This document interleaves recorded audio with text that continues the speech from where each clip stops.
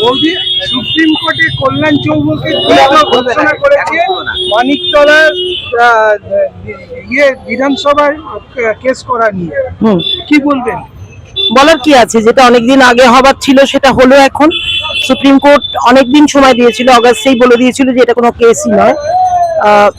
Unnecessary একটা মানুষের স্বেচ্ছাচারিতার জন্য এতগুলো আমার গোটা মানিকতলা বিধানসভা কেন্দ্রের প্রত্যেকটা মানুষ তাদের পরিষেবা থেকে বঞ্চিত হচ্ছেন, তাদের অধিকার থেকে বঞ্চিত হচ্ছেন।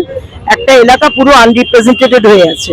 তো এই অবস্থায় একটি মানুষ যে ফিফার দায়িত্ব নিয়ে ফুটবল অ্যাসোসিয়েশনের অনেক হর্তাকর্তা হয়ে চলে গেছেন, তো সেই মানুষটি 12 বার হাইকোর্টের শুনানি ফেল করেছেন।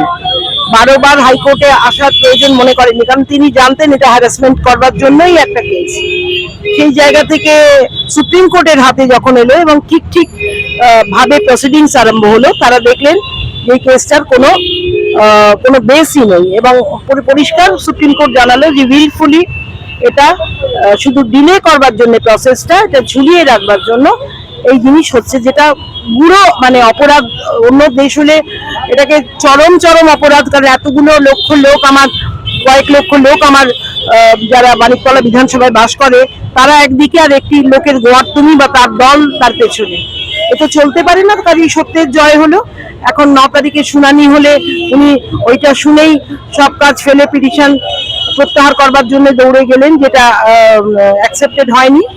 এবার 9 তারিখে শুনানি হবে, দেখা যাক।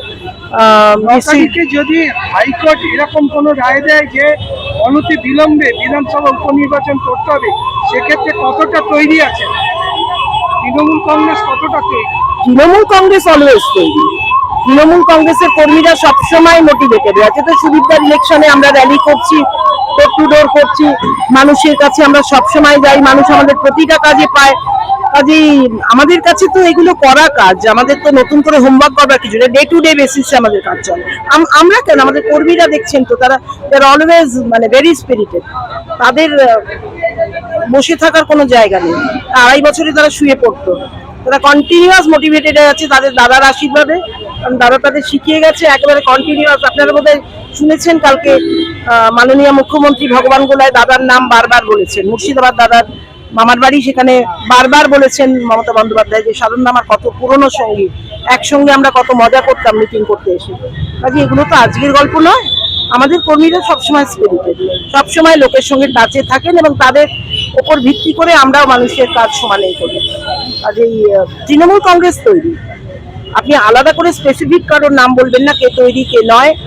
আমাদের কর্মীরা, আমরাও একটা কর্মী, আমার কন্যা ও শ্রেয়া সেও কর্মী, সবাই তৈরি আছে।